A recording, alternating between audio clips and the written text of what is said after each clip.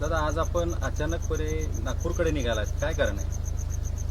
आता कळालं ते तिथल्या आंदोलकांना काही त्रास होतोय. शेतकरी सगळा नागपूरला बसलाय जाऊन, आणि ज्यावेळेस अटीतटीची वेळ असते त्यावेळेस आपण आपल्या शेतकरी मायबापांसाठी सगळ्यांनी सहकार्य केलं पाहिजे. तिथली परिस्थिती कशी झाली नागपूरची, काय झाली, तिथं गोरगरीब दिव्यांग अपंग बांधव बसली आहे. तिथं शेतकरी वर्ग बसलाय सगळा, आणि तिथं त्यांना खूप आता अटीतटीची वेळ आहे असं म्हणायला हरकत नाही. मग त्या टायमाला असं खंबीरपणानं शेतकऱ्याच्या पाठीशी उभं राहिलं पाहिजे.